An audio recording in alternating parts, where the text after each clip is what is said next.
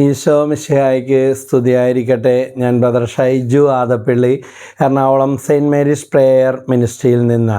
വളരെ അടിയന്തര പ്രാധാന്യമുള്ള, ഇന്ന് ഏറെ സാമൂഹ്യ പ്രസക്തി ഉള്ളതും എന്നാൽ നിസ്സാരമായിട്ട് എല്ലാവരും തള്ളിക്കളയുന്നതും പുച്ഛിക്കുകയും തരം താഴ്ത്തുകയും ചെയ്യുന്ന ഒരു വിഷയത്തെക്കുറിച്ചാണ് ഇന്ന് ദൈവത്തിൻ്റെ പരിശുദ്ധാത്മാവ് നിങ്ങളുമായിട്ട് ഷെയർ ചെയ്യാൻ പ്രേരണ തന്നത്. അത് വേറൊന്നുമല്ല, ലൈംഗികമായ അധാർമികത അല്ലെങ്കിൽ ധാർമ്മികത, അതിൽ നിന്നുള്ള മോചനവും നിലപാടുകളും. ഇതിനെക്കുറിച്ച് ദൈവവചനത്തിൻ്റെ വെളിച്ചത്തിലാണ് സംസാരിക്കാനായിട്ട് ആഗ്രഹിക്കുന്നത്. തെസ്സലോനിക്കാർക്ക് വിശുദ്ധ പൗലോസ് എഴുതിയ ലേഖനത്തിൽ 4-ാമത്തെ അധ്യായം 4-5 വാക്യങ്ങളിൽ പറയുന്നുണ്ട്, നിങ്ങൾ ഓരോരുത്തരും സ്വന്തം ശരീരത്തെ വിശുദ്ധിയിലും മാന്യതയിലും കാത്തു സൂക്ഷിക്കേണ്ടത് എങ്ങനെയെന്ന് അറിയണം. വളരെ പ്രധാനപ്പെട്ട കാര്യം. സൈക്സ് സോമ ന്യൂമ, ശരീരം, മനസ്സ്, ആത്മാവ്, ഈ ത്രിവിധ ശക്തികളുടെ സങ്കലനമാണ് ഒരു വ്യക്തി എന്ന് പറയുന്നത്. ഇനി ആ വ്യക്തിയുടെ ആ ഒരു ആത്യന്തികമായ രൂപീകരണം, ട്രഡീഷൻ ആൻഡ് എൻവയോൺമെൻറ്റ്, അതായത് പാരമ്പര്യത്തിലൂടെ കിട്ടുന്ന കാര്യങ്ങൾ പിന്നെ സാഹചര്യങ്ങളിലൂടെ വളർന്നു വരുമ്പോൾ കിട്ടുന്നത്. അതായത് മാതാപിതാക്കൾ, സയൻസിൽ നമ്മൾ ജീനുകൾ എന്നൊക്കെ പറയുന്നുണ്ട്. മാതാപിതാക്കളുടെ ബയോളജി പഠിക്കുമ്പോൾ സ്വഭാവ സവിശേഷതകൾ സന്താനങ്ങളിലേക്ക് പകരുന്ന ഘടകങ്ങളെയാണ് ജീനുകൾ എന്ന് പറയുന്നത്. ഇനി വ്യതിയാനങ്ങൾ എന്ന് പറയും, അതിൽ നിന്ന് വ്യത്യസ്തമായിട്ട് ഒരു ശിശുവിലേക്ക്, ഒരാളിലേക്ക് കടന്നു വരുന്ന കാര്യങ്ങളെയാണ് സയൻസ് വ്യതിയാനങ്ങൾ എന്നും പറയുന്നത്. അപ്പോൾ ദൈവവചനവും സയൻസും എല്ലാം കോർത്തിണക്കിക്കൊണ്ട് സംസാരിക്കാനാണ്. മറ്റ് സബ്ജക്റ്റുകൾ, വിഷയങ്ങൾ കേൾക്കുന്നത് പോലെ ഭയങ്കരമായ ഒരു രസമോ പ്രത്യേക താല്പര്യമോ ഒന്നും ചിലപ്പോൾ ഇത് കേൾക്കുമ്പോൾ തുടക്കത്തിൽ നിങ്ങൾക്ക് തോന്നണമെന്നില്ല. പക്ഷേ സ്കിപ്പ് ചെയ്യാതെ കേൾക്കാൻ ഞാനും നിങ്ങളും അറിഞ്ഞിരിക്കേണ്ട. കുട്ടികൾ ഈ സബ്ജക്റ്റ് കേൾക്കണമെന്നോ അവരെ കേൾപ്പിക്കണമെന്നില്ല. പ്രായപൂർത്തിയവർ മാത്രം ശ്രവിക്കുക. അങ്ങനെയുള്ള കാര്യങ്ങളായിരിക്കും കുറച്ചുകൂടെ നല്ലത്. അവർക്ക് എത്രമാത്രം അത് ഉൾക്കൊള്ളാൻ പറ്റുമെന്ന് എനിക്ക് തോന്നുന്നില്ല. അപ്പോൾ 2 പത്രോസ് 2:9 പറയുന്നുണ്ട്, ദൈവഭയമുള്ളവരെ പരീക്ഷകളിൽ നിന്ന് എങ്ങനെ രക്ഷിക്കണമെന്നും അനീതി പ്രവർത്തിക്കുന്നവരെ വിധി ദിവസം വരെ എങ്ങനെ ശിക്ഷാവിധേയരായി സൂക്ഷിക്കണമെന്നും കർത്താവ് അറിയുന്നു. അതുകൊണ്ട് ജീവിക്കുന്ന ദൈവത്തിൻ്റെ മുമ്പിൽ ഞാനും നിങ്ങളും കണക്ക് കൊടുക്കേണ്ട വളരെ വലിയ ഒരു മേഖലയാണ് ഈ ലൈംഗിക, ശാരീരിക, മാനസിക, ആത്മീയ വിശുദ്ധി എന്ന് പറയുന്നത്. എന്താണ് സെക്സ് എന്ന് പറയുന്നത്? Sex is A state of being male or female. ചിലരൊക്കെ പറയും ഇത് വേണ്ടായിരുന്നു, ഇത് എന്തിനാണെന്നൊക്കെ പറയും. ഒരിക്കലും ഇല്ല. ഉന്നതമായ പരിശുദ്ധമായ ലക്ഷ്യത്തോടെ ദൈവം മനുഷ്യന് നൽകിയിരിക്കുന്ന കാര്യങ്ങളാണ്. ഒന്നാമത്തെ കാര്യം, ലൈംഗികമായ ചിന്തയും വികാരവും മനസ്സിൽ കടന്നു വരുന്നത് ഒരിക്കലും തെറ്റല്ല. അല്ലെങ്കിൽ പിന്നെ എന്തെന്ന് പറയും.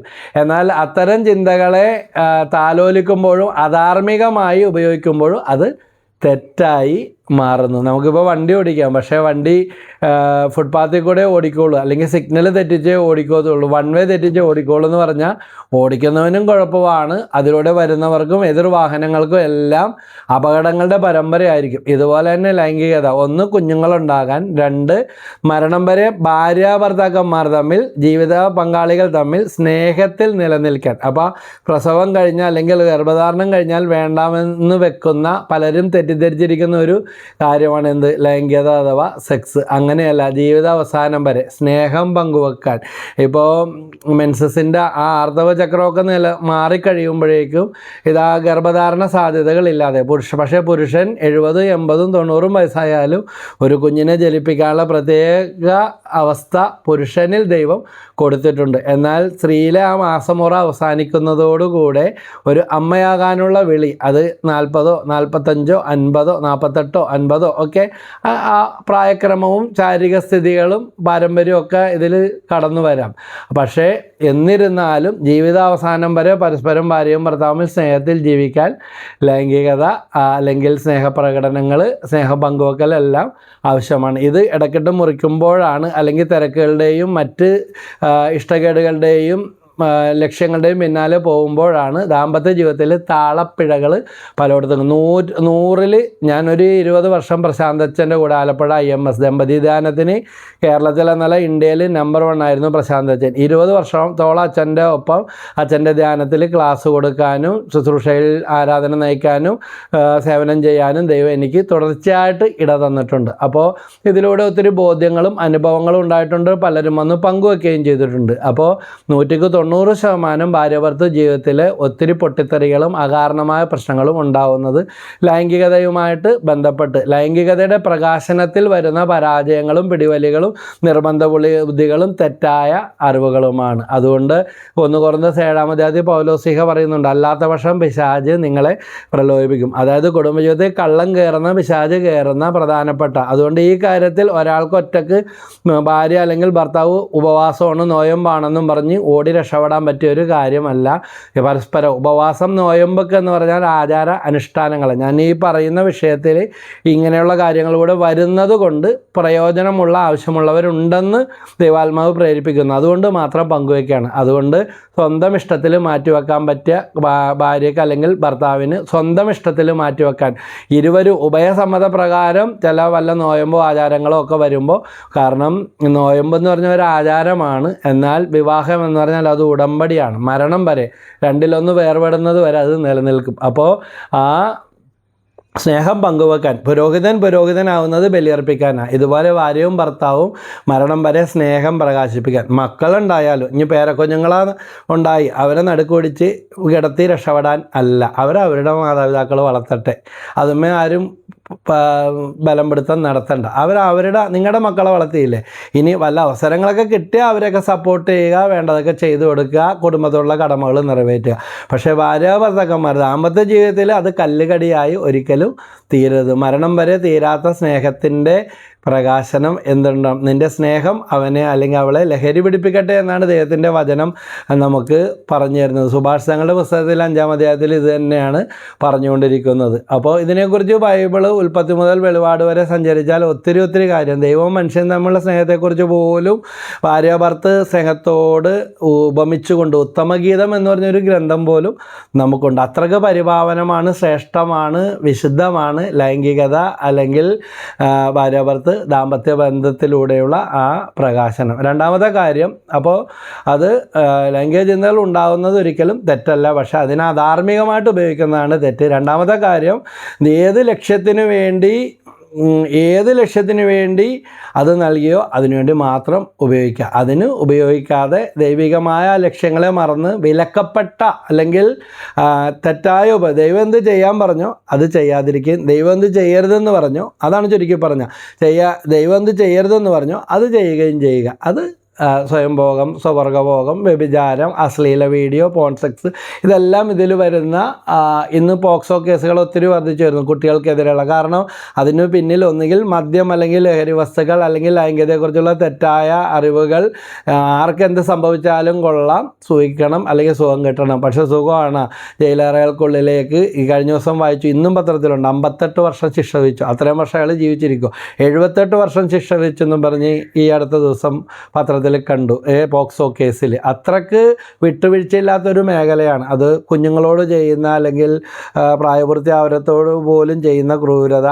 ഭാര്യാഭർത്തൃ ജീവിതത്തിന് വെളിയിലുള്ള എല്ലാം, ആണും തമ്മിലും പെണ്ണും തമ്മിലുള്ളതും ഇന്ന് ചിലപ്പോൾ നിയമപരമായ പല സാധ്യതകളും പല രാജ്യങ്ങളിലും അതിന് കിട്ടിയേക്കാം, കയ്യടി കിട്ടിയേക്കാം, നിയമവാഴ്ച ഉണ്ടായേക്കാം. പക്ഷേ ദൈവികമായി വിശുദ്ധ ബൈബിൾ പഠിപ്പിക്കുന്നു അത് തെറ്റ് തന്നെയാണ്. എത്ര വെളുപ്പിക്കാൻ നോക്കിയാലും അത് തുടർന്നുള്ള വചനങ്ങൾ കേൾക്കുമ്പോൾ നമുക്ക് മനസ്സിലാവും. സോദോം ഗൊമോറ എന്ന് പറഞ്ഞ ആ പ്രദേശം ഇപ്പോഴും വിശ്വനാടകം സന്ദർശിക്കാൻ പോകുമ്പോൾ 100 അടി താഴ്ത്തിയാലും വരണ്ടുണങ്ങി കിടക്കുന്ന വിണ്ട് കീറിയ ഭൂമി. പക്ഷേ ഒരു കാലത്ത് സമൃദ്ധിയുടെ പര്യായമായിരുന്നു, സമ്പൽ സമൃദ്ധിയുടെയും ഫലപുഷ്ടിയുടെയും പര്യായമായിരുന്ന സോദോം ഗൊമോറ ഇതാ ഇത്തരം പാപങ്ങൾ സ്വവർഗരതിയിലൂടെ ദൈവഹിതത്തിന് വിരുദ്ധമായി അല്ലെങ്കിൽ ദൈവപ്രീതി അനീതിക്ക് പാത്രമായി നിന്ദിക്കപ്പെട്ട നശിപ്പിക്കപ്പെട്ട ഒരു സ്ഥലമാണ്. അതുകൊണ്ട് എങ്ങനെ വെളുപ്പിക്കാൻ നോക്കിയാലും ഇത് ഒരിക്കലും വെളുക്കത്തില്ല. ചിലപ്പോൾ ഇത് കേട്ടുകൊണ്ടിരിക്കുന്ന ചിലർക്ക് സ്വകാര്യ താല്പര്യങ്ങളോ രസങ്ങളോ സുഖങ്ങളോ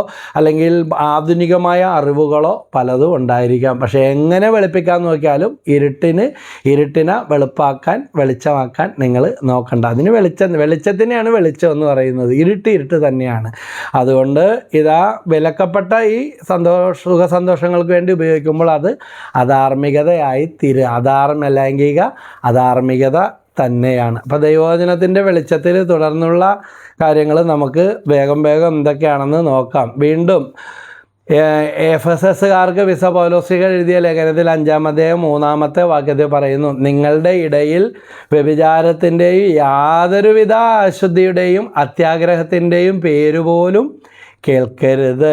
അങ്ങനെ വിശുദ്ധർക്ക് യോഗ്യമായ രീതിയിൽ വർത്തിക്കും. യേശുവിൽ വിശ്വസിക്കുന്നവർ, പ്രത്യേകിച്ച് ക്രൈസ്തവർ എന്ത് ചെയ്യണം? ഇങ്ങനെയുള്ള യാതൊരുവിധ അശുദ്ധിയുടെയും അത്യാഗ്രഹത്തിൻ്റെയും വ്യഭിചാരത്തിൻ്റെയും പേര് പോലും അവരുടെ ഇടയിൽ കേൾക്കരുത് എന്ന് വിശുദ്ധ പൗലോസ് വ്യക്തമായിട്ട് പഠിപ്പിക്കുകയാണ്. വീണ്ടും യോഹന്നാൻ 8:35-36 വാക്യം, അടിമ എക്കാലവും ഭവനത്തിൽ വസിക്കുന്നില്ല, പുത്രനാകട്ടെ എക്കാലവും വസിക്കുന്നു. അതുകൊണ്ട് പുത്രൻ നിങ്ങളെ സ്വതന്ത്രരാക്കിയാൽ നിങ്ങൾ യഥാർത്ഥത്തിൽ സ്വതന്ത്രരാക്കും. അതുകൊണ്ട് ഉപ്പ് തിന്നവൻ വെള്ളം കുടിക്കും എന്ന് പറഞ്ഞതുപോലെ ഇങ്ങനെയുള്ള കാര്യങ്ങൾ എത്ര ചെയ്ത് എത്ര വെളുപ്പിക്കാൻ നോക്കിയാലും വെളുക്കത്തില്ല. അത് നമ്മളെ വേട്ടയാടുക തന്നെ ചെയ്യും. അത് തലയിൽ തന്നെ വീഴും, കുടുംബത്തിലും പാരമ്പര്യത്തിലും.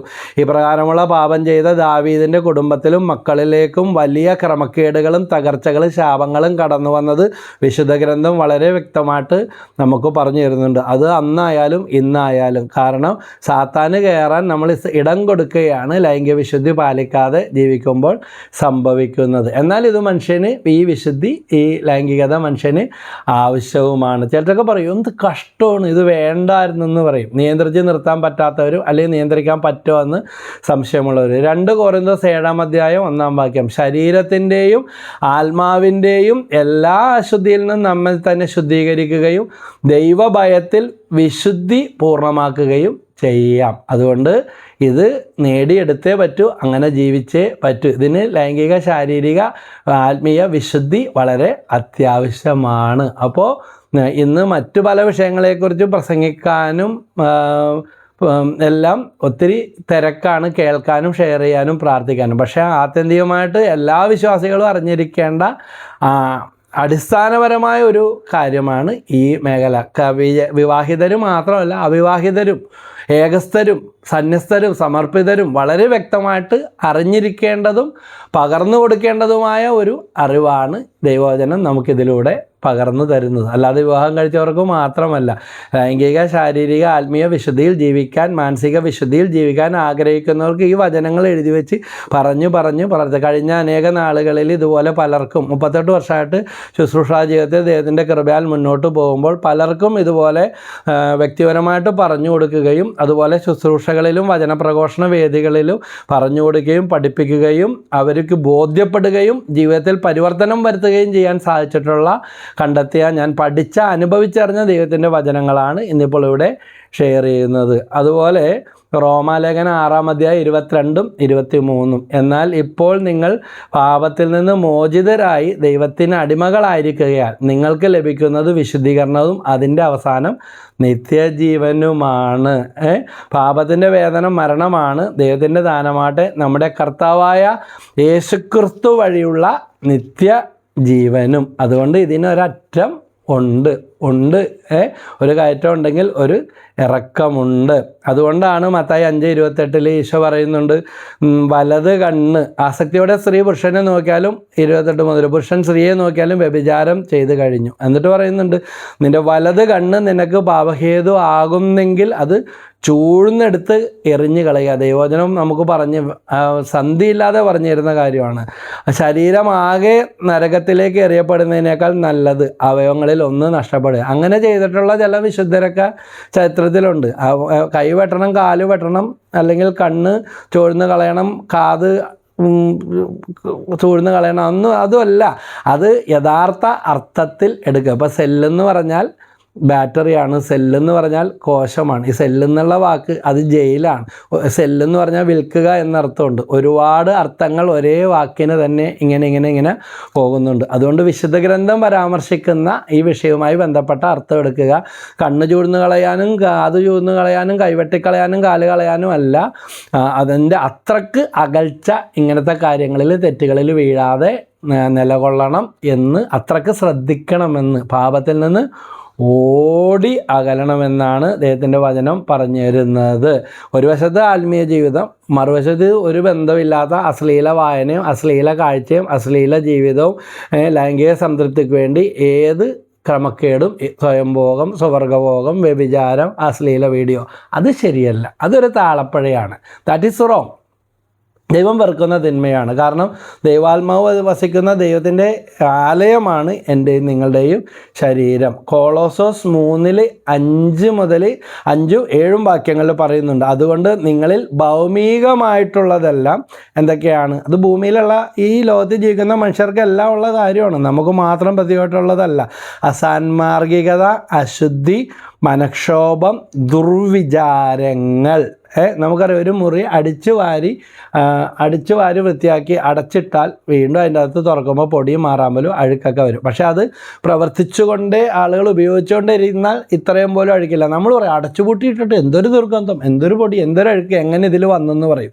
ഇതുപോലെ തന്നെയാണ് ഒന്നും ചെയ്യാതെ നിഷ്ക്രിയരായിട്ട് ഇരിക്കുമ്പോഴോ അലസരായിട്ടിരിക്കുമ്പോഴോ അലഞ്ഞു തിരിഞ്ഞ് കിടക്കുമ്പോഴും ഇങ്ങനെയുള്ള തെറ്റുകളിലേക്ക് പോകാൻ സാധ്യതയുണ്ട്. അതുകൊണ്ട് നല്ല കൂട്ടുകെട്ടുകൾ തിരഞ്ഞെടുക്കുക, നല്ല പുസ്തകങ്ങൾ വായിക്കുക, നല്ല കാഴ്ചകൾ കാണുക, ജ്ഞാനം കിട്ടുന്ന വിശുദ്ധ ഗ്രന്ഥവും ദൈവവചനവും ആത്മീയമായ നല്ല ചാനലുകളൊക്കെ കാണുകയും കേൾക്കുകയും ഒക്കെ ചെയ്യുക. നന്മ കൊണ്ട് ഹൃദയത്തെ നിറയ്ക്കുക. അപ്പോൾ വചനം പറയുന്നത് അസാൻമാർഗീയത, അശുദ്ധി, മനക്ഷോഭം, ദുർവിചാരങ്ങൾ, വിഗ്രഹാരാധന, ദ്രവ്യാസക്തി ഇവയെല്ലാം നശിപ്പിക്കുവിൻ. ഇവ നിമിത്തം ദൈവത്തിൻ്റെ ക്രോധം വന്നു ചേരുന്നു. വീണ്ടും 1 കൊരിന്ത്യർ 6-ാം അധ്യായത്തിൽ 9-10 വാക്യങ്ങളിൽ പറയുന്നുണ്ട് അനീതി പ്രവർത്തിക്കുന്നവൻ. അപ്പോൾ ഇതെല്ലാം അനീതിയാണ്.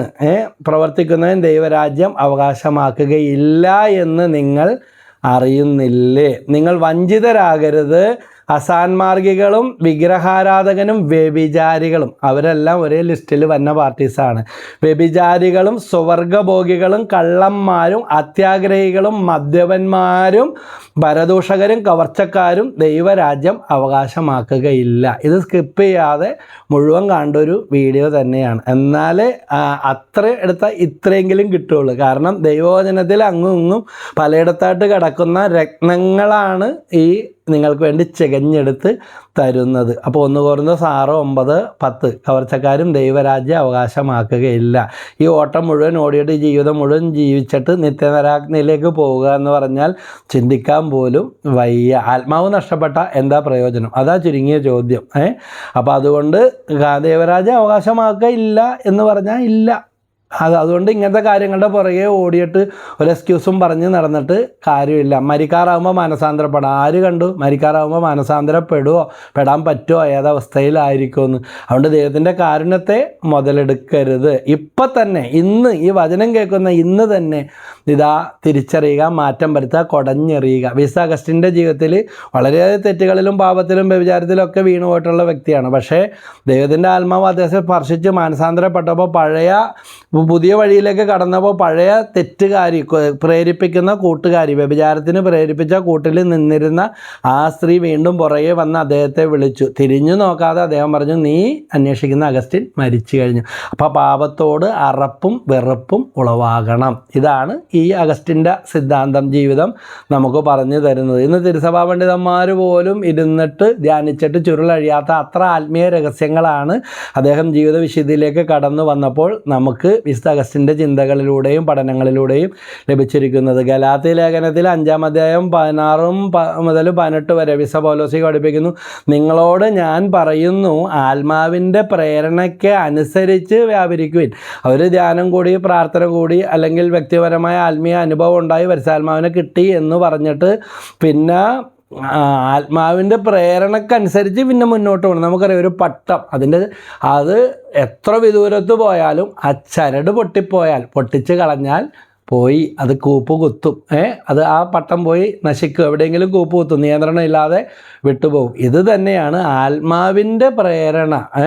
അതിനനുസരിച്ച് വ്യാപരിക്കുവിൻ എന്ന വചനം പറയുന്നത് നാശത്തിലേക്ക് പോകാതിരിക്കാൻ. ജഡമോഹങ്ങളെ ഒരിക്കലും തൃപ്തിപ്പെടുത്തരുത്. 1 യോഹന്നാൻ 2:5 മുതലുള്ള വാക്യങ്ങളിൽ പറയും, ജഡത്തിൻ്റെ ദുരാശ, കണ്ണുകളുടെ ദുരാശ, ജീവിതത്തിൻ്റെ അഹന്ത ഇവയുള്ളവരിൽ ദൈവത്തിൻ്റെ സ്നേഹം വസിക്കുകയില്ല. അപ്പോൾ വീണ്ടും ഗലാത്യ 5:16-18 തന്നെ വരികയാണ്, അവയെ ഒരിക്കലും തൃപ്തിപ്പെടുത്തരുത്. എന്തെന്നാൽ ജഡമോഹങ്ങൾ ആത്മാവിന് എതിരാണ്. ഇതൊന്നും യേശുവിന് ഇഷ്ടപ്പെട്ടതല്ല. പരിശുദ്ധാത്മാവിനെ കിട്ടണമെന്ന് എല്ലാവരും പറയും. പക്ഷേ പരിശുദ്ധാത്മാവ് പ്രവർത്തിക്കണമെങ്കിൽ ഇങ്ങനെയുള്ള കാര്യങ്ങൾ, ഭാര്യാഭർത്തൃ ബന്ധം വേണ്ട എന്നല്ല, ഭാര്യാഭർത്തൃ ലൈംഗികത വേണ്ട എന്നല്ല, കുഞ്ഞുങ്ങളെ ജനിപ്പിക്കേണ്ട എന്നല്ല, മരണം വരെ ഭാര്യയും ഭർത്താവും പലർക്കും അറിവുകേടാണ് ഇങ്ങനെയുള്ള കാര്യങ്ങളിൽ. അപ്പോൾ അവർ ദമ്പതിദാനമൊക്കെ കൂടിയാൽ കുറേയൊക്കെ മനസ്സിലാകും. അന്ന് മാരേജ് പ്രീ മാരിറ്റൽ കോഴ്സൊക്കെ ഉണ്ട്, പക്ഷേ ആ സമയത്ത് പലരും ഉഴപ്പിക്കളയും. അപ്പോൾ ഭാര്യഭർത്തൃ ദാമ്പത്യ ധർമ്മത്തിൻ്റെ പ്രകാശനം ഒരിക്കലും തെറ്റല്ല. അത് ഇതാ വചനപ്രകാരമുള്ള ന്യായമായ സത്യസന്ധമായ രീതിയിൽ വിശുദ്ധിയിൽ നിലനിന്നുകൊണ്ടുള്ള ഒരു പ്രകാശനം, ജീവൻ പങ്കുവെക്കാനും സ്നേഹം പങ്കുവെക്കാനും ആയിരിക്കണം. അപ്പോൾ ആത്മാവിൻ്റെ അഭിലാഷങ്ങൾ ജഡത്തിനും എതിരാണ്. അവ പരസ്പരം എതിർക്കുന്നത് നിമിത്തം ആഗ്രഹിക്കുന്നത് പ്രവർത്തിക്കാൻ നിങ്ങൾക്ക് സാധിക്കാതെ വരുന്നു. ഇതൊക്കെ കേൾക്കാൻ ഭയങ്കര കൊതിയാണ്, ഇഷ്ടമാണ്. പക്ഷേ ഞാൻ കണ്ടിട്ടുണ്ട്, ഒരു വീട്ടിൽ ചെന്നപ്പോൾ അവർക്ക് പ്രാർത്ഥനയും ഭജനവും ഇങ്ങനത്തെ ആൾക്കാരോടൊക്കെ ഭയങ്കര ദേഷ്യം. മനസ്സിലായ കാര്യം ഇതാണ്, ഭർത്താവ് ചെയ്ത് നല്ല കുട്ടപ്പനായി ധ്യാനം കൂടിയപ്പോൾ തൊട്ട് ബൈബിളും പിടിച്ച് മുകളിലത്തെ നിലയിൽ പോയി സെപ്പറേറ്റ് കിടപ്പാണ്. ഇതെന്താ ആധ്യാത്മികതയാണ്? ഇതാണ് ആത്മീയത. അതിന് ഒളിച്ചോട്ടം എന്ന് പറയും. ഇനി ഇങ്ങനെയുള്ള മേഖലയിൽ വല്ല പോരായ്മ ഉണ്ടെങ്കിൽ ഇന്ന് അതിന് സെക്സോളജിസ്റ്റും സൈക്കോളജിസ്റ്റും എല്ലാമായിട്ട് പലതരം ചികിത്സകളൊക്കെ ഉണ്ട്. അതിനെല്ലാം ആണായാലും പെണ്ണായാലും ഗൈനക്കോളജിസ്റ്റ് ഉണ്ട്. അത് എത്തേണ്ട മേഖലകളിൽ എത്തണം, ചികിത്സിക്കാൻ. വല്ല ഫ്രിജിഡിറ്റിയോ അല്ലെങ്കിൽ ചില രോഗാവസ്ഥകളോ ഒക്കെ ഇതിനെല്ലാം ചികിത്സകളും മരുന്ന് അതെല്ലാം പരിഹരിക്കണം. അല്ലാതെ ബൈബിളും പിടിച്ച് ഒളിച്ചോടാനുള്ള അതുകൊണ്ട് ഇനി ചില പ്രത്യേകിച്ച് പുരുഷൻ സെക്ഷൽ ഇൻസിറ്റ, സ്ത്രീക്ക് മാതൃത്വ വാസന, മക്കളും അല്ലെങ്കിൽ മക്കളുടെ ഒക്കെ ഉണ്ടായി കഴിയുമ്പോൾ ഭയങ്കര ഭക്തിമാർഗത്തിലൊക്കെ നടക്കാനുള്ള ദാഹമാണ്. സ്ത്രീ ഭക്തിമാർഗമാണ്, പുരുഷൻ പ്രവൃത്തി മാർഗമാണ്. പക്ഷേ ദൈവത്തെ കണ്ടെത്തിക്കഴിഞ്ഞാൽ സ്ത്രീയെ പോലെ അല്ല. പുരുഷൻ ഉറച്ചു അതിലുറച്ച് നിന്നതാണ്. സ്ത്രീയെ തരം താഴ്ത്തുകയല്ല. പക്ഷേ ഭക്തിമാർഗവും പറഞ്ഞ് ഭാര്യാഭർത്തൃ ദാമ്പത്യ ധർമ്മത്തിൽ നിന്ന് ഒളിച്ചോടുന്ന സ്ത്രീയേക്കാൾ ദൈവസന്നിധിയിൽ മെച്ചമായിരിക്കും ഇങ്ങനെയുള്ള ന്യായമായ അവകാശങ്ങൾ നിഷേധിക്കപ്പെടുന്ന സ്ത്രീ തരം താഴ്ത്തി കളയുന്ന പുരുഷൻ്റെ അവസ്ഥ. അതുകൊണ്ട് ഭാര്യാഭർത്തൃ ജീവിതം ഒരു ഒളിച്ചോട്ടമായി പോകരുത്. കടമകൾ മറന്നുകൊണ്ടുള്ള ഭക്തി ആകരുത്. തിങ്കളാഴ്ച പ്രാർത്ഥന, ചൊവ്വാഴ്ച പ്രാർത്ഥന, ബുധനാഴ്ച നൊവേന, വ്യാഴാഴ്ച കുർബാന, വെള്ളിയാഴ്ച ഉപവാസം, ശനിയാഴ്ച പ്രാർത്ഥന, ഞായറാഴ്ച ശാബത്ത്, ഇതും പറഞ്ഞ് എല്ലാ ദിവസവും എൻഗേജ്ഡ് ആണ്. ഭാര്യഭർത്തൃ ദാമ്പത്യം ഇല്ല. അത് ബൈബിളിൽ പറയുന്നതല്ല, വചനം പഠിപ്പിക്കുന്നതല്ല. ദൈവം തന്നത് അശുദ്ധമല്ല, വിശുദ്ധമാണ്.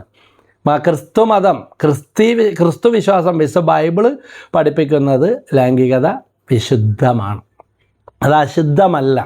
അത് അശുദ്ധമാകുന്നത് ദൈവവചനത്തിനെതിരായ ആ പ്രമാണങ്ങൾക്കെതിരായ തെറ്റായ ബന്ധങ്ങൾ, തെറ്റായ അന്യൻ്റെ ഭാര്യയെ മോഹിക്കുക, അല്ലെങ്കിൽ വ്യഭിചാരം, അല്ലെങ്കിൽ സ്വയംഭോഗം, സ്വവർഗഭോഗം, ഇങ്ങനെയുള്ള മേഖലയിലേക്ക് പോകുമ്പോഴൊക്കെ. ഇന്ന് പൊന്നുരുന്നി കപ്പച്ചൻ ആശ്രമത്തിൽ വൈകിട്ട് കുർബാന പങ്കെടുത്തുകൊണ്ടിരിക്കുമ്പോൾ ശക്തമായ പ്രേരണ ഉണ്ടായി. അതുകൊണ്ട് ഏതാനും മണിക്കൂർ അതിനുശേഷം ഒരുങ്ങിയിട്ടാണ്. കാരണം ഇങ്ങനെയുള്ളൊരു വിഷയത്തെക്കുറിച്ച് പലർക്കും അജ്ഞതയും അല്ലെങ്കിൽ കേൾക്കാൻ പോലും ഇഷ്ടമല്ല, ഒളിച്ചോട്ടവും രക്ഷപ്പെടലും ഒക്കെയുണ്ട്. അപ്പോൾ ആർക്കെങ്കിലും ദൈവം എവിടെയെങ്കിലും ആർക്കെങ്കിലുമൊക്കെ ഉപകാരപ്പെടാൻ ഇടയാകും. വചനം പഠിക്കുന്നവരാണ്, എഴുതുന്നവരാണ്, ബൈബിൾ ക്ലാസ്സിൽ പോകുന്നവരാണ്, പ്രാർത്ഥിക്കുന്നവരാണ്. നമ്മുടെ നാട്ടിൽ ഇങ്ങനത്തെ കാര്യങ്ങൾ പറയുന്നതും കേൾക്കുന്നതും പോലും ഭയങ്കര നോ എന്നും പറഞ്ഞിട്ട് അജ്ഞത. ഈ അജ്ഞത പിശാച് ദുരുപയോഗപ്പെടുത്തി അറിയേണ്ട കാര്യങ്ങൾ പോലും പ്രകാശിപ്പിക്കേണ്ട കാര്യങ്ങളും പ്രകാശിപ്പിക്കാതെ മൊത്തത്തിൽ അടച്ച് ആക്ഷേപിച്ച്. ഇപ്പം നമുക്കറിയാം, കത്തി മനസ്സിലാകാൻ പറയുന്നത്, കത്തി നല്ലതാണ്. ആപ്പിള് പഴങ്ങളരിയാൻ, പച്ചക്കറി അരിയാൻ, ഓപ്പറേഷൻ ചെയ്യാൻ എല്ലാം കത്തി വേണം. പക്ഷെ അതേ കത്തി ഒരാളെ കുത്തിക്കൊല്ലാൻ ഉപയോഗിക്കുക. ഇത് തന്നെയാണ് ലൈംഗികതയുടെ പ്രകാശനത്തിലും. അത് ശരിയായ രീതിയിൽ ഭാര്യാഭർത്താക്കന്മാർ ഉപയോഗിക്കേണ്ടതും മക്കൾക്ക് മാതാപിതാക്കൾ പറഞ്ഞ് പഠിപ്പിക്കേണ്ട കാര്യമാണ്. നമ്മൾ മാതാപിതാക്കൾക്ക് തന്നെ ശരിയായ അറിവുകൾ ഇങ്ങനെയുള്ള കാര്യങ്ങളെക്കുറിച്ച് ഇല്ല, അല്ലെങ്കിൽ കേൾക്കുന്നത് പോലും പാപമാണ്. തെറ്റായ കാര്യങ്ങൾ കേൾക്കുന്നത് തെറ്റ് തന്നെയാണ്. അതല്ല, ന്യായമായിട്ട് അറിഞ്ഞിരിക്കേണ്ട അറിവുകളും എല്ലാം പ്രായത്തിനനുസരിച്ച് മക്കൾക്കും മാതാപിതാക്കളിൽ നിന്ന് പകർന്നു കൊടുക്കണം. മാതാപിതാക്കളിൽ നിന്ന് തന്നെ എല്ലാ സ്കൂളിൽ നിന്ന് കിട്ടട്ടെ, കോളേജിൽ നിന്ന് കിട്ടട്ടെ, കാറ്റിസത്തിൽ നിന്ന് കിട്ടട്ടെ എന്നും പറഞ്ഞിരിക്കും. കാറ്റിസത്തിൽ ഞാൻ കാറ്റിസ് അധ്യാപകനായിട്ട് സേവനം ചേരുന്നപ്പോൾ പഠിപ്പിച്ച കാര്യം ഓർക്കുകയാണ്. ഞങ്ങളുടെ കാലത്തും പഠിക്കാനുണ്ട്. പക്ഷികൾ നിങ്ങളുടെ തലക്ക് മുകളിൽ പറക്കാതിരിക്കാൻ ഷാഠ്യം പിടിക്കാതിരിക്കാൻ പറ്റത്തില്ല. പക്ഷെ അത് നമ്മുടെ തലയിൽ കാഷ്ടിച്ചിടാതിരിക്കാനും തലക്ക് മുകളിൽ വന്ന് കൂടുകെട്ടാതിരിക്കാൻ നമ്മൾ ശ്രദ്ധിക്കണം. ഇതുപോലെ തന്നെയാണ് ലൈംഗിക വിചാരങ്ങളുടെ അവസ്ഥ. അത് നമുക്ക് ആവശ്യമാണ്. പക്ഷെ അത് തെറ്റായ അതിനെ മാത്രം താലോലിച്ചു കൊണ്ടിരിക്കുന്നത് മറ്റ് പല ക്രമക്കേടുകളിലേക്കും. ഞാൻ ആലുവ സബ് ജയിലിൽ എനിക്ക് ക്ലാസ്സുകൾ എടുക്കാനും സന്ദർശിക്കാനുള്ള അവസരങ്ങളൊക്കെ കിട്ടിയിട്ടുണ്ട്. അപ്പോൾ പോയ അവസരങ്ങളിൽ പരിചയപ്പെട്ടപ്പോൾ കൊച്ചിൻ്റെ കേസാണെന്നും പറഞ്ഞ് ഒരു വല്യപ്പൻ്റെ, അപ്പോൾ എനിക്ക് ഭക്ഷണം എടുത്തു തരാൻ വന്ന ആ ജയിൽ പുള്ളിയാണ് പറഞ്ഞത്, ആ ബ്രദറിന് മനസ്സിലായില്ലല്ലേ, അത് മോൻ്റെ കൊച്ചിനെ പീഡിപ്പിച്ചതിന് ജയിലിൽ വന്ന് കിടക്കണയാണെന്നും പറഞ്ഞു. ഇതുപോലെ ചെറുപ്പക്കാരും പ്രായവരും ഒക്കെ കിടപ്പുണ്ട്. അതുകൊണ്ട് ഇതിന് ഇങ്ങനെയുള്ള കാര്യത്തിന് പ്രായവും കാലവും ഒന്നുമില്ല. അപ്പോൾ നിയന്ത്രിക്കേണ്ട രീതിയിൽ നിയന്ത്രിക്കുകയും ഉപയോഗിക്കേണ്ട രീതിയിൽ ഉപയോഗിക്കാതിരിക്കുകയും ചെയ്യുന്നത് വലിയ തെറ്റ് തന്നെയാണ്. അപ്പോൾ ഇത് വ്യക്തമായിട്ട് പഠിച്ചിരിക്കുക. ആത്മാവ് നിങ്ങളെ നയിക്കുന്നില്ലെങ്കിൽ നിങ്ങൾ നിയമത്തിന് കീഴല്ല. അതുകൊണ്ട് പരിശുദ്ധാത്മാവിനോട് പ്രാർത്ഥിക്കണം. ദൈവദത്തമായ പരിശുദ്ധാത്മാവിൻ്റെ ആലയമാണ് ഞാനും നിങ്ങൾ. ഞാൻ എന്താ ചെയ്യേണ്ടത്, എങ്ങനെയാണ് നടക്കേണ്ടത്, എങ്ങനെയാണ് പഠിക്കേണ്ടതെന്ന് എഫേസ്യർ 5:4 പറയുകയാണ്. ഇത് ഇങ്ങനെയുള്ള കാര്യങ്ങൾ നിയന്ത്രണ വിധേയമാകണമെങ്കിൽ മ്ലേച്ഛതയും വ്യർത്ഥ ഭാഷണവും ചാബല്യവും നമുക്ക് യോജിച്ചതല്ല. ഇതെല്ലാം ആകത്തുകയായിട്ട് പറയാം. പകരം കൃതജ്ഞതാ സ്തോത്രമാണ് ഉചിതം. എഫേസ്യർ 5:4. ആത്മസംയമനം കിട്ടാനായിട്ട് എന്ത് വേണം? എപ്പോഴും പ്രാർത്ഥനയും സ്തുതിഗീതങ്ങളും ദൈവത്തിന് നന്ദി പറഞ്ഞ് പ്രാർത്ഥിക്കുക. അപ്പോൾ വലിയ മുഖപ്രകാശം കിട്ടും, നല്ല സന്തോഷം കിട്ടും, ആത്മനിയന്ത്രണം കിട്ടും, തെറ്റായ ചിന്തകളൊക്കെ മാറിപ്പോകും. അതുപോലെ എഫേസ്യർ 5:14-15 ഉറങ്ങുന്നവരെ ഉണരുക, മരിച്ചവരിൽ നിന്ന് എഴുന്നേൽക്കുക, ക്രിസ്തു നിൻ്റെ മേൽ പ്രകാശിക്കും. അതിനാൽ നിങ്ങൾ അവിവേകികളെ പോലെ ആകാതെ വിവേകികളെ പോലെ ജീവിക്കുവാൻ ശ്രദ്ധിക്കുവിൻ. ഇനി ദൈവവചനത്തിലേക്ക് കടന്നു വരുന്നതിന് മുമ്പ് ഇനിയും അല്പം ദൈവവചനം കൂടെ ഇതുമായിട്ട് ബന്ധപ്പെട്ട് പങ്കുവെക്കാനായിട്ട് ഒരുങ്ങി പ്രാർത്ഥിച്ചിരിപ്പുണ്ട്. പക്ഷേ ഇതുമായിട്ട് ലൈംഗികതയുമായി ബന്ധപ്പെട്ട ചില ശാരീരികമായ വശങ്ങളും വചനത്തിലൂടെ ശരീരത്തിനും മനസ്സിനും ആത്മാവിനും പ്രയോജനപ്പെടുന്ന കാര്യങ്ങൾ പറഞ്ഞു. എന്നാൽ മാനസികമായ ചില കാര്യങ്ങളുണ്ട്. ഇതിൻ്റെയൊക്കെ യഥാർത്ഥ കാരണം വയറ്റിൽ കിടന്നപ്പോൾ ഒരുക്കമില്ലാതെ ജന്മം കൊടുക്കൽ, അല്ലെങ്കിൽ അപ്പനിൽ നിന്നും അമ്മയിൽ നിന്നും കുടുംബത്തിൽ നിന്നും സ്നേഹം കിട്ടാത്ത, സ്നേഹത്തോടെയുള്ള സ്പർശനം കിട്ടാത്ത, അല്ലെങ്കിൽ ചെറുപ്രായത്തിൽ തന്നെ ലൈംഗികമായ തെറ്റായ സ്പർശനങ്ങളും ദുരുപയോഗം ചെയ്യപ്പെട്ട അവസ്ഥകൾ, ഇങ്ങനെയുള്ള മുറിവുകളാണ്. ഇരകളാണ് പലപ്പോഴും മറ്റുള്ളവരെ ഇരകളാക്കി തീർക്കുന്നത്, ഇരകളെ വർദ്ധിപ്പിക്കുന്നത്. അപ്പോൾ സ്നേഹവും പരിചരണവും കിട്ടാതെയൊക്കെ വരുമ്പോൾ സ്വയംഭോഗം, സ്വർഗഭോഗം, അശ്ലീലമായ നോട്ടങ്ങൾ, തെറ്റായ സ്പർശനങ്ങൾ, വ്യഭിചാര പ്രവൃത്തികൾ, ഇതിലൂടെ എല്ലാം മാനസിക സംഘർഷത്തിന് അയവ് വരുത്താൻ ഇവർ ശ്രമിക്കും. അല്ലെങ്കിൽ അത് നല്ലതാണെന്നുള്ള തെറ്റായ പഠനങ്ങളുടെയും പുസ്തകങ്ങളുടെയും കാഴ്ചകളുടെ പിന്നാലെ ഏക വിമോചകൻ യേശുക്രിസ്തു. ദൈവസ്നേഹം നിറഞ്ഞാൽ മാത്രമേ ഇങ്ങനെയുള്ള തെറ്റുകളിൽ നിന്ന് മോചനം കിട്ടൂ. അപ്പോൾ ലൈംഗികതയുമായി ബന്ധപ്പെട്ട ചില മാനസിക പ്രശ്നങ്ങളുണ്ട്. ഈ മസോക്കിസം എന്നൊക്കെ പറയുന്ന കേട്ടിട്ടുണ്ടോ? ചിലപ്പോൾ പഠിച്ചും നമ്മൾ കേട്ട് തള്ളിവിട്ടതോ അല്ലെങ്കിൽ ഇതുവരെ കേട്ടിട്ടില്ലായിരിക്കും. സ്വന്തം ലൈംഗികതയെ വേദനിപ്പിച്ചും പീഡിപ്പിച്ചും സുഖം കണ്ടെത്തൽ, അങ്ങനൊരു ഭാഗമുണ്ട്. സ്വന്തം ലൈംഗികതയെ നമുക്ക് ചിലപ്പോൾ അത് ചിന്തിക്കാൻ പോലും പറ്റത്തില്ല. അങ്ങനെയുള്ള ആൾക്കാരുണ്ട്. അപ്പോൾ സ്വന്തമായിട്ട് പീഡിപ്പിക്കുക, വേദനിപ്പിക്കുക എന്ന് പറഞ്ഞാൽ ചിലപ്പോൾ അവരുടെ കയ്യിൽ കിട്ടുന്ന ഇരകളുടെ അവസ്ഥ എന്തായിരിക്കും എന്ന് പറയാനായിട്ട്, പങ്കാളിയുടെ അവസ്ഥ എന്താണെന്ന് മറ്റുള്ളവർ പറഞ്ഞാൽ പോലും ചിലപ്പോൾ വിശ്വസിക്കത്തില്ല. അതുപോലെ വോയേറിസം എന്ന് പറയും. ഇതര വർഗത്തിൽ പെട്ടവർ കുളിക്കുന്നതും ഡ്രസ് മാറുന്നതും ലൈംഗിക ബന്ധത്തിൽ ഏർപ്പെടുന്നതും ഒളിഞ്ഞു നിന്ന് നോക്കി ആസ്വദിക്കൽ. അവർക്ക് അതിനോടായിരിക്കും ഇൻട്രസ്റ്റ്. അങ്ങനത്തെ കാര്യം, ഒളിഞ്ഞു നോട്ടം, അതിൻ്റെ പേരാണ് വോയേറിസം എന്ന് പറയുന്നത്. ഇങ്ങനെയുള്ള ചില കേസുകളൊക്കെ വന്നിട്ടുണ്ട്. പ്രാർത്ഥനയിൽ കൂടെ മാറിയ അനുഭവങ്ങളുണ്ട്. നിരന്തരമായ പ്രാർത്ഥനയും ഫോളോ അപ്പും കൂട്ടായ്മയും വിശുദ്ധ കുർബാനയും കൗൺസിലിങ്ങും എല്ലാ കാര്യങ്ങളും ഇതിന് ആവശ്യമാണ്. ഒറ്റ ഓടി വരുമ്പോൾ തന്നെ നുള്ളിയെടുത്തതുപോലെ മാറും എന്ന് വിചാരിച്ചാൽ ചിലപ്പോൾ തെറ്റി. ഇതിനൊത്തിരി ഫോളോ അപ്പും പ്രാർത്ഥനയും ഒക്കെ ആവശ്യമാണ്. ആളുകളുടെ കയ്യിൽ കിട്ടിയാൽ തല്ലിക്കൊല്ലും. ഇങ്ങനത്തെ കേസുകൾ ഏതിലെ കൂടെയൊക്കെ ചോര ചുറ്റുന്നതെന്നറിയില്ല. പിടിക്കപ്പെട്ടാലുള്ള അവസ്ഥ, അങ്ങനത്തെ പല കേസുകൾ. ഒരു ഭാര്യയും ഭർത്താവും മോളും കൂടെ വന്നു. അപ്പോൾ നാട്ടുകാർക്ക് ഭയങ്കര അസൂയെന്നും പറഞ്ഞ് ഇയാൾ പറയുന്നില്ല. അവസാനം ഭാര്യയും മോളും കൂടെ പറഞ്ഞു, വളച്ചൊടിക്കാതെ ഞങ്ങൾ പറയാമെന്ന് പറഞ്ഞ്. ആ നാട്ടിൽ ഒളിഞ്ഞു നോക്കാൻ നടക്കുന്ന ആളെ ആരാണെന്നറിയാൻ ഉറക്കൊഴിഞ്ഞ് സ്ക്വാഡുകളായി രൂപീകരിച്ച് അവസാനം പിടിക്കപ്പെട്ടപ്പോൾ ആരും വിശ്വസിക്കാൻ ചിന്തിക്കാത്ത ഒരാളായിപ്പോയി. ബാക്കി എല്ലാ കാര്യങ്ങളിലും ഭയങ്കര സോഷ്യൽ വർക്കിലും നല്ല ആളൊക്കെയാണ്. കുറേ നാളുകൾ നാട്ടുകാരുടെ ഉറക്കം കെടുത്തിയ പോലീസും അതുപോലെ റെസിഡൻറ്റ് അസോസിയേഷനും ഒക്കെ. അപ്പോൾ കമ്മീഷൻ ഓഫീസിൽ പോകുന്നതിന് മുമ്പ് പ്രാർത്ഥിച്ചിട്ട് പോകാൻ വേണ്ടി വന്നേക്കണം. എന്ത് പ്രാർത്ഥിക്കും, എന്ത് പറഞ്ഞു കൊടുക്കും. പക്ഷേ എത്ര വലിയ പാപിക്കും ദൈവസന്നിധിയിൽ രക്ഷയുണ്ട്, മോചനമുണ്ട്, മാറ്റമുണ്ട്. മാറിയെന്ന് വിചാരിക്കുകയാണ്. പ്രാർത്ഥിക്കാനൊക്കെ വന്നിട്ടുണ്ട് ഇങ്ങനെയുള്ള കേസുകളൊക്കെ. അപ്പോൾ വോയേറിസം എത്ര അടി കിട്ടിയാലും ചിലപ്പോൾ ഒരു ആത്മീയ നവീകരണവും മാനസികമായ മാറ്റം ഇല്ലായെങ്കിൽ ഇങ്ങനെയുള്ള മറ്റുള്ളവരെ ഒളിഞ്ഞു നോക്കുന്നതും ഇതര വർഗ്ഗക്കാരുടെ ആ മറ്റുള്ളവരുടെ ലൈംഗിക ബന്ധങ്ങളെല്ലാം കാണാൻ ഭയങ്കര ത്വരയായിരിക്കും ഇങ്ങനെയുള്ളവർക്ക്. അതുപോലെ ഹോമോസെക്സ്വാലിറ്റി എന്ന് പറയും, സ്വവർഗഭോഗം, ആണും തമ്മിലും പെണ്ണും ഇന്നിത് ധാരാളമായിക്കൊണ്ടിരിക്കുകയാണ്. അതൊന്നും തെറ്റൊന്നും അല്ല എന്നും പറഞ്ഞുള്ള വിഭാഗത്തിലേക്കും രീതിയിലേക്കും പോയിക്കൊണ്ടിരിക്കുകയാണ്. എത്ര വെളുപ്പിച്ചാലും തെറ്റ് തന്നെയാണ്, ശരി തന്നെയാണ്. പിന്നെ എയ്ഡ്സ് പോലെയുള്ള രോഗങ്ങളും ഇതുമായിട്ട് ബന്ധപ്പെട്ട പലതരത്തിലുള്ള രോഗങ്ങൾ, അതൊക്കെ ഇനി വേറൊരു വീഡിയോയില ക്ലാസ്സിലാണ് വേണമെങ്കിൽ പറയാം. കാരണം ദൈവവചനത്തിനാണ് നമ്മൾ വെളിച്ചം വരുമ്പോൾ ഇരുട്ട് പോയിക്കോളും. ഇതുമൂലം ആർക്കും ഗുണമൊന്നും ഉണ്ടാകത്തില്ല.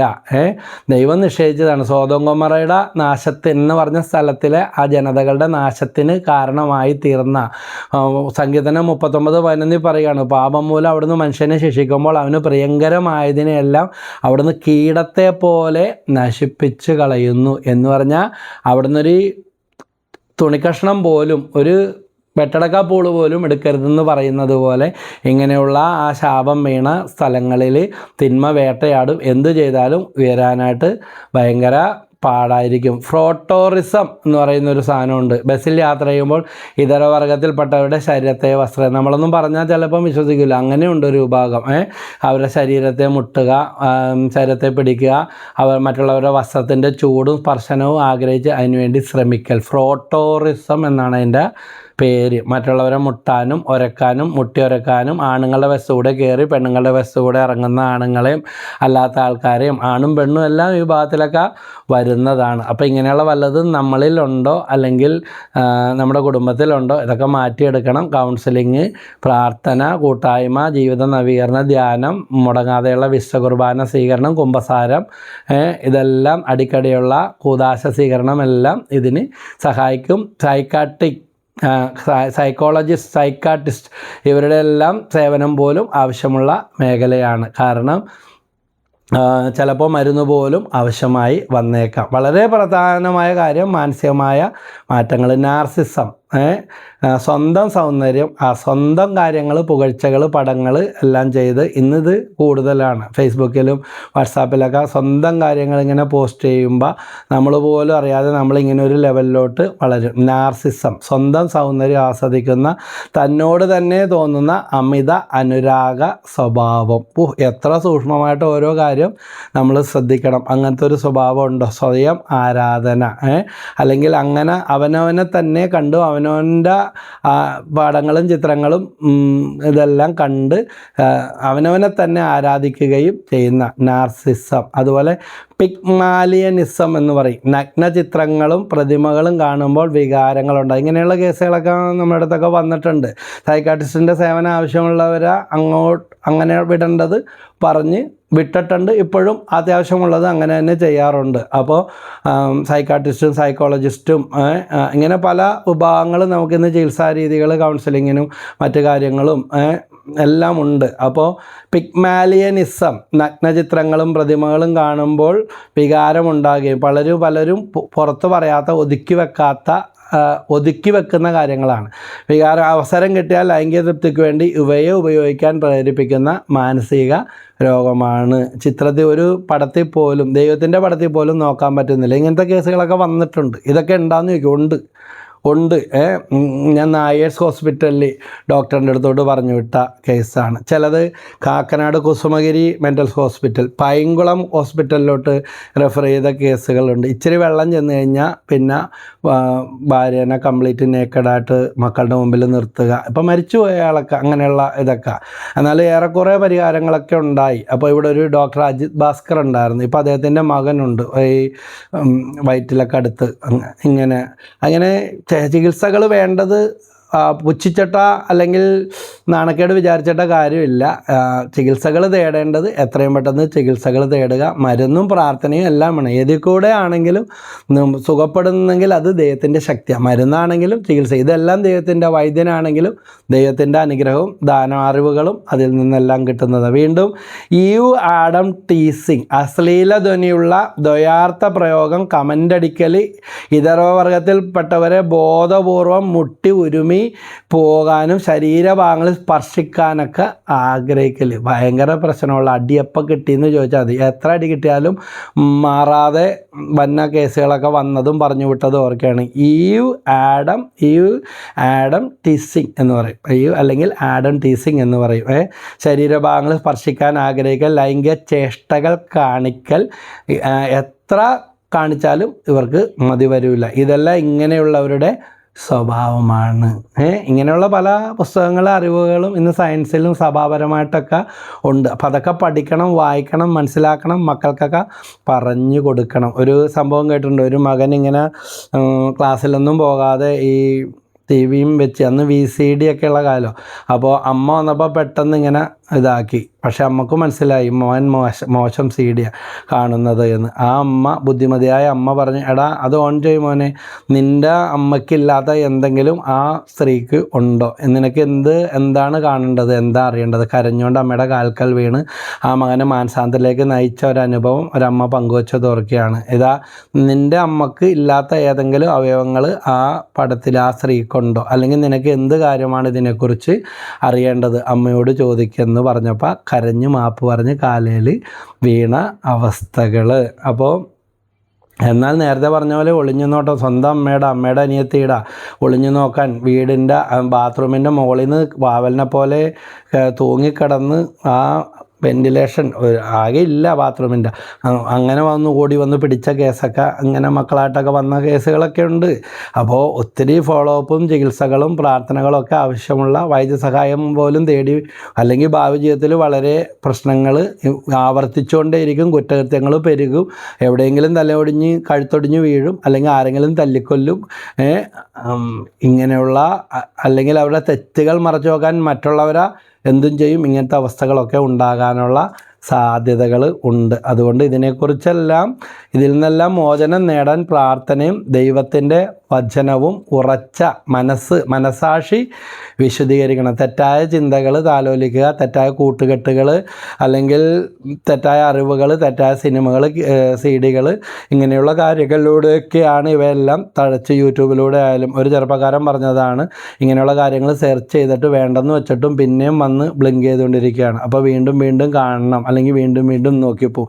എന്നേക്കുമായിട്ട് സന്ധി ചെയ്യുക ജീവിത വിശുദ്ധിയിൽ ജീവിക്കുവാനായിട്ട്. ഇല്ലെങ്കിൽ വിവാഹ ജീവിതമൊക്കെ വരുമ്പോൾ ജീവിക്കാൻ ഭയങ്കര പാടാണ്. ഇന്ന് പല ഫെയിലറും വിവാഹ ജീവിതത്തിൽ ഒത്തിരി ഫ്ലോപ്പും ഉണ്ടാകുന്ന ഇതിൻ്റെ പ്രധാനപ്പെട്ട കാര്യം. അതുപോലെ തന്നെ കുറ്റബോധം, നിരാശ, തലവേദന, മരുന്ന് കഴിച്ചിട്ടും മാറുന്നില്ല, ഇങ്ങനെയുള്ള കാര്യങ്ങളൊക്കെ ഉണ്ടാകുന്നതിൽ ഇങ്ങനത്തെ കാര്യങ്ങൾക്കെല്ലാം വളരെയധികം പ്രസക്തിയുണ്ട്. അപ്പോൾ നമ്മുടെ ജീവിതം നശിപ്പിക്കുന്ന ഒരു പെണ്ണിനെ പോലും ഒരാണിനെ പോലും പാകത്തിന് നോക്കാൻ സാധിക്കുന്നില്ല. അപ്പം മുഖത്ത് നോക്കി സംസാരിക്കാൻ പറ്റുന്നില്ല, നല്ല ചിന്തയോടെ നോക്കാൻ പറ്റുന്നില്ല. അതെല്ലാം ഇതിൽ കൂടെ മഞ്ഞക്കണ്ണാടി എടുത്തു വെക്കുന്നത് പോലെ നമ്മളിലേക്ക് കയറുന്ന കറകളാണ്. അതുകൊണ്ട് ഇതിൻ്റെയൊക്കെ പിന്നാലെ പോയാൽ ഒന്നും കിട്ടാനില്ല. പിന്നെ ഒരു വിവാഹ ജീവിതം വരുമ്പോൾ പങ്കാളിയെ കുറ്റപ്പെടുത്തിക്കൊണ്ടിരിക്കും, അല്ലെങ്കിൽ ന്യായീകരണങ്ങളും തർക്കങ്ങളും ഡിവോഴ്സ് കേസുകളൊക്കെ വർദ്ധിക്കുന്നതിൻ്റെ ഇണയെ തൃപ്തിപ്പെടുത്താൻ പറ്റുന്നില്ല. ലൈംഗിക സംതൃപ്തിക്ക് വേണ്ടി സ്വന്തം പഴയ സുഖങ്ങളിലും തെറ്റുകളിലും തന്നെ ആശ്രയിക്കുന്ന അവസ്ഥ. ഹെബ്രായർ 13:4 വചനം പറയുന്നു, എല്ലാവരുടെ ഇടയിലും വിവാഹം മാന്യമായി കരുതപ്പെടട്ടെ, മണവറ മലിനമാകാതിരിക്കട്ടെ, കാരണം അസാന്മാർഗികളെയും വ്യഭിചാരികളെയും ദൈവം വിധിക്കും. ഇതിനേക്കാൾ വലുതായിട്ട് ഈ കാര്യത്തിൽ പറഞ്ഞു തരാൻ വേറൊന്നുമില്ല. വചനപോഷകനാകട്ടെ, ശുശ്രൂഷകനാകട്ടെ, കൗൺസിലറാകട്ടെ, സമർപ്പിതനാകട്ടെ, വൈദികനാകട്ടെ, അൽമായരാകട്ടെ, സിസ്റ്ററാകട്ടെ, കുടുംബജീവിതക്കാരാകട്ടെ, ഏകസ്ഥരാകട്ടെ, വിധവയാകട്ടെ, ആരുമാകട്ടെ, അവരോട് നമ്മോട് ദൈവം അസാന്മാർഗികളെയും വ്യഭിചാരികളെയും ദൈവം വിധിക്കും. അത്രം വരെ നോക്കിയിരിക്കണ്ട. ഹെബ്രായർ 13:4 വചനം. അതുവരെ നോക്കിയിരിക്കണ്ട. അതുകൊണ്ട് എത്രയും പെട്ടെന്ന് മാറ്റങ്ങൾ വരുത്തുക. 2 പത്രോസ് 2:9-10 വാക്യം. പത്രോസ് എഴുതിയ പത്രോസിൻ്റെ ലേഖനത്തിൽ ലേഖനത്തിൽ 2-ാമത്തെ അധ്യായം 9-10. ദൈവഭയമുള്ളവരെ പരീക്ഷകളിൽ നിന്ന് എങ്ങനെ രക്ഷിക്കണമെന്നും അനീതി പ്രവർത്തിക്കണവരെ വിധി ദിനം വരെ എങ്ങനെ ശിക്ഷണ വിധേയരാക്കി സൂക്ഷിക്കണമെന്നും കർത്താവ് അറിയുന്നു. ഈ വീഡിയോ ഇത്തിരി നീണ്ടുപോയി, മനഃപൂർവ്വമല്ല, പക്ഷേ സാമാന്യം ഉൾക്കൊള്ളേണ്ടുന്ന കാര്യങ്ങൾ. ഇതൊരു വേറെ എപ്പിസോഡാക്കാനല്ല, ഇങ്ങനെ കൊടുക്കാനാണ് ഒരു പ്രേരണ കിട്ടുന്നത്. കാരണം ഇതറിയുന്ന പഠിച്ചുകൊണ്ടിരിക്കുന്ന കേൾക്കുന്നവർക്ക് ഇത് ഒരു ജീവിത വിശുദ്ധിക്ക് പരിവർത്തനത്തിന് മാനസാന്തരത്തിന് യഥാർത്ഥ കുടുംബ ജീവിതത്തിന് ദൈവം ഇതുവഴി ഇടയാക്കും എന്ന് എനിക്ക് ഉറപ്പുണ്ട്. നല്ല റിസൾട്ടുകൾ കിട്ടും. മുൻകാലങ്ങളിൽ ഇങ്ങനെയുള്ള ക്ലാസ്സുകൾ കൊടുത്തപ്പോഴും ധ്യാന സെൻറ്ററുകളിൽ പോയി കൊടുത്തപ്പോഴും അല്ലാതെ ഉള്ള സെക്ഷനുകളിലും എല്ലാം പറഞ്ഞു കൊടുത്തിട്ടുണ്ടോ?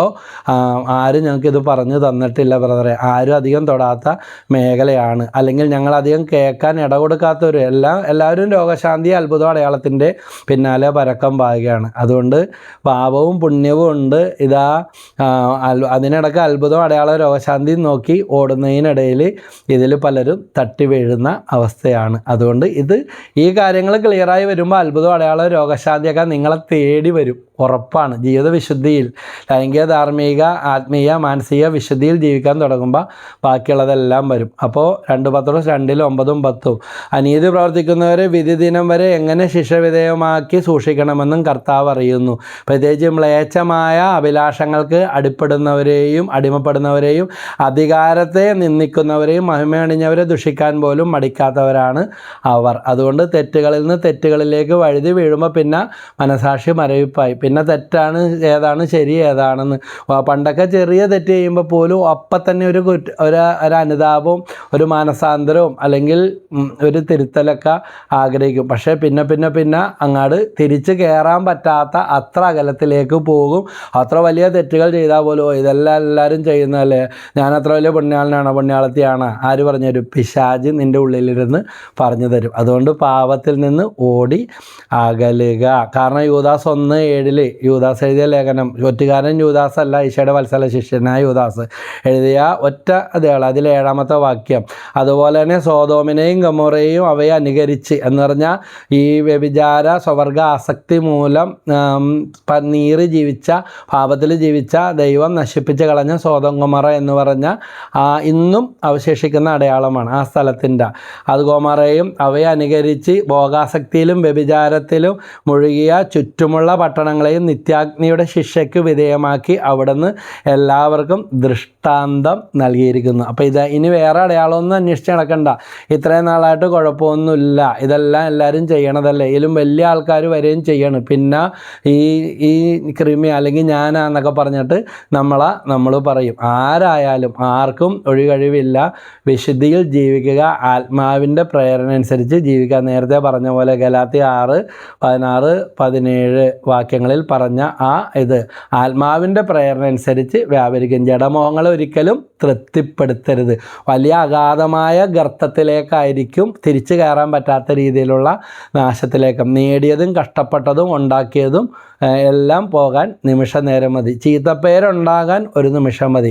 പക്ഷെ ഒരു നല്ല പേരുണ്ടാക്കാൻ ഒത്തിരി പരിശ്രമവും ഒത്തിരി ബുദ്ധിമുട്ടും ഒത്തിരി ത്യാഗവും സഹനവും എല്ലാം ആവശ്യമാണ്. അതുകൊണ്ട് ഇതുവരെ ഉണ്ടാക്കിയതെല്ലാം ഒരു നിമിഷം കൊണ്ട് നശിപ്പിച്ച് കളയണോ, അല്ലെങ്കിൽ എങ്ങനെയെങ്കിലും എൻ്റെ ആത്മാവിനെ പോലും നശിപ്പിക്കുന്ന ഇതിൽ നിന്ന് കരകയറണോ വേണ്ടയോ എന്ന് നമ്മൾ തന്നെ ചിന്തിക്കുക. ജീവിത വിശുദ്ധിയിൽ ജീവിക്കുക.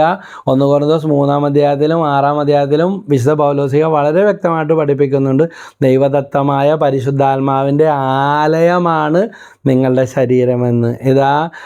ദൈവത്തിൻ്റെ ആലയം വേശ്യയുടെ അവയവങ്ങളാക്കാമെന്നു എന്ന്. അതുകൊണ്ട് ഈ ശരീരം എന്ന് പറഞ്ഞാൽ ഒരു ദാസനാണ്, എന്നാൽ ഈ കൂടാരമാണ്. ആ ശരീരത്തിൽ അതിനേക്കാൾ നശ്വരമായ ദൈവത്തിൻ്റെ ആത്മാവാണ് എനിക്കും നിങ്ങൾക്കുള്ളത്. അതുകൊണ്ടാണ് ലോകം മുഴുവൻ നേടിയാലും ആത്മാവ് നഷ്ടപ്പെടുത്തിയാൽ എന്തു പ്രയോജനം. അതുകൊണ്ട് മാനസികമായ ചില തകരാറുകൾ, പല ഇസങ്ങൾ, വയോറിസം, വെഷ്വേറിസം, ഫ്രോട്ടേറിസം ഇങ്ങനെയുള്ള കാര്യങ്ങളൊക്കെ നമ്മൾ കേട്ടു.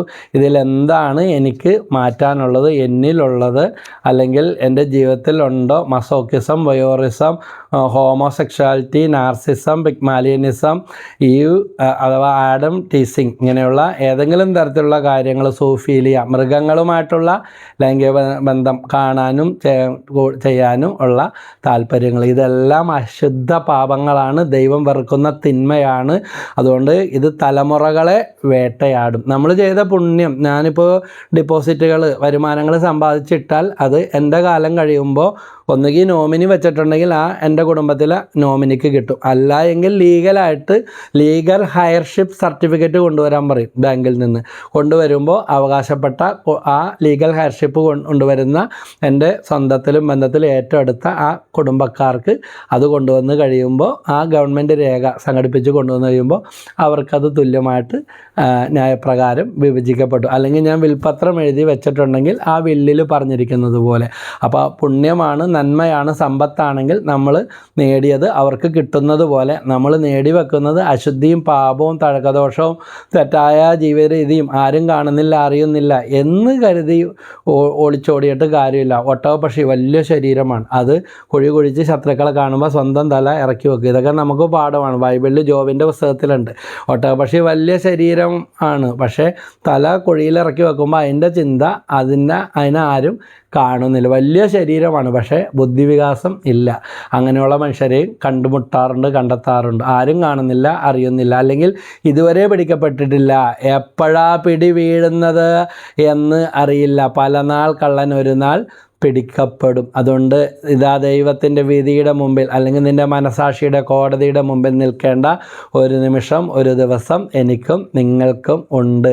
അതുകൊണ്ട് പുറത്ത് നല്ല സൂട്ടും കോട്ടും, നല്ല മിടുമിടുക്കും, നല്ല മിനുസും, നല്ല ഓടിക്കാറും, എല്ലാവിധ സുഖ സൗകര്യങ്ങളും, നല്ല മാർബിളും ഗ്രാനൈറ്റും, വിലപിടിച്ച ചുമരുകളും ചുറ്റുമതിലുകളും മുറികളും, ആളെണ്ണത്തേക്കാൾ കൂടുതൽ വലിപ്പമുള്ള വീടുകളും സൗകര്യങ്ങളും കൊട്ടാരങ്ങളും എല്ലാം ഉണ്ടാക്കിയാലും ഈ രാത്രിയിൽ നിൻ്റെ ആത്മാവിനെ നിന്നിൽ നിന്ന് എടുക്കുന്ന ലൂക്കാ സുവിശേഷം 12-ാം അധ്യായത്തിൽ പറയുന്ന പോലെ നീ നേടിയതെല്ലാം ആരുടേതാകും? ബോഷ എന്ന അവിടെ ദൈവവചനം പറയുന്നത്. അങ്ങനെ പറയാൻ പാടില്ലെന്നാണ് ദൈവവചനത്തിൽ പറഞ്ഞിട്ടുള്ളത്. അതുകൊണ്ട് ഇതാ നീ നേടിയ സമ്പത്ത് എന്ന് പറയുമ്പോൾ പണം മാത്രമല്ല, നമ്മൾ നേടി വച്ചിരിക്കുന്ന ആ പുകമറകൾ, സൽപ്പേരുകൾ, വരുമാനങ്ങൾ, സമ്പാദ്യങ്ങൾ, പഠിപ്പ്, അറിവ്, ഇതെല്ലാം ആരുടേതാകും? ഇന്ന് നിന്നിൽ നിന്നെടുത്താൽ ഇതാ നിൻ്റെ ആത്മാവിനെ നിന്നെടുത്താൽ 0 മാർക്കാണോ ദൈവം എനിക്കിടാൻ പോകുന്നത്? ചിന്തിക്കാൻ പോലും വയ്യ. അതുകൊണ്ട് ഇന്ന് കേട്ട ഈ വചനങ്ങളുടെ വെളിച്ചത്തിൽ 50 മിനിറ്റോളം ഏകദേശം വരുന്നുണ്ട്. നിങ്ങൾക്കിത് പ്രയോജനപ്രദമെന്ന് തോന്നുന്നെങ്കിൽ ഇത് കിട്ടാത്ത അനേകർക്ക് ഇതാ ദൈവത്തിൽ ഞാനും നിങ്ങളും യേശുവിൻ്റെ കണ്ണും കൈയും കാതും ആണ്.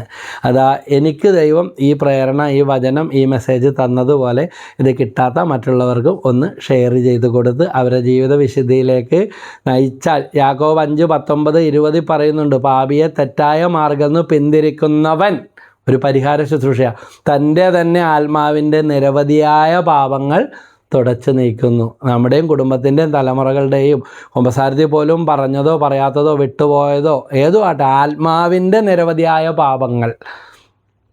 കുമ്പസാരത്തിൽ നിന്ന് ഒളിച്ചോടാമെന്നല്ല, പിടിച്ചു വെക്കാമെന്നല്ല, മറച്ചു വെക്കാമെന്നല്ല. ഇനി ഏതെങ്കിലും കാരണവശാൽ വിട്ടുപോയതോ മറന്നുപോയതോ വീഴ്ച വന്നതോ ആയ കാര്യങ്ങളുണ്ടെങ്കിൽ നിരവധിയായ പാപങ്ങൾ തുടച്ച് നീക്കപ്പെടും. അതാണ് പ്രേക്ഷിത വേല. ഈശോ വിചാരിക്കട്ടെ. നിങ്ങളുടെ കമൻസ്, സബ്സ്ക്രൈബ്, ഷെയർ, ലൈക്ക് ഇതെല്ലാം ഞങ്ങളുടെ സുവിശേഷ വേളയിൽ വലിയ സപ്പോർട്ടാണ്. സെയിൻറ്റ് മേരീസ് പ്രേയർ മിനിസ്ട്രിയുടെ ശുശ്രൂഷകളോട് ചേർത്ത് ഇത് കാണുന്ന കേൾക്കുന്ന എല്ലാവർക്കും വേണ്ടിയും പ്രാർത്ഥിക്കുന്നുണ്ട്. ഞങ്ങൾക്ക് വേണ്ടിയും പ്രാർത്ഥിക്കുമല്ലോ. ദൈവം എല്ലാവരെയും അനുഗ്രഹിക്കട്ടെ. സബ്സ്ക്രൈബ് ഇതുവരെ ചെയ്തിട്ടില്ല എങ്കിൽ സബ്സ്ക്രൈബ് ചെയ്താൽ തുടർന്നുള്ള ചെറുതും വലുതുമായ വീഡിയോകൾ നിങ്ങൾക്ക് ലഭിക്കുന്നതാണ്. നിങ്ങളുടെ കമൻസുകളും പ്രാർത്ഥനകളും വാട്സാപ്പിലൂടെയോ യൂട്യൂബിലൂടെയോ ഷെയർ ചെയ്യുമല്ലോ. ഞങ്ങൾക്ക് വേണ്ടിയും പ്രാർത്ഥിക്കണേ. പരിശുദ്ധ ദൈവമാതാവ് ഇതാ അമ്മയുടെ പ്രത്യേക സഹായവും മധ്യസ്ഥവും എല്ലാവർക്കും ഉണ്ടാകട്ടെ. ഇന്ന് വിശുദ്ധ ജോൺ മരിയ വിയാനി എന്ന ഇടവക വൈദികരുടെ മധ്യസ്ഥനായ വിശുദ്ധൻ്റെ ഓർമ്മ തിരുസഭ ആചരിക്കുന്ന പ്രാർത്ഥിക്കുന്ന ദിവസമാണ്. ഇതാ ഇടവ വൈദികരുടെ മധ്യസ്ഥനായ വിശുദ്ധ ജോൺ മാരിയ വിയാനി എന്ന ആ വൈദിക വിശുദ്ധൻ്റെ മധ്യസ്ഥവും ഇത് കാണുന്ന കേൾക്കുന്ന എല്ലാവർക്കും വേണ്ടി കൂടെ പ്രാർത്ഥിക്കുന്നു. ഈ വീഡിയോ പോസ്റ്റ് ചെയ്യുന്ന ദിവസമാണ് കേട്ടോ ഈ പറഞ്ഞത്. ദൈവം എല്ലാവരെയും അനുഗ്രഹിക്കട്ടെ. ഈശോ മിശിഹായ്ക്ക് സ്തുതിയായിരിക്കട്ടെ. Praise the Lord. ഹല്ലേലൂയ.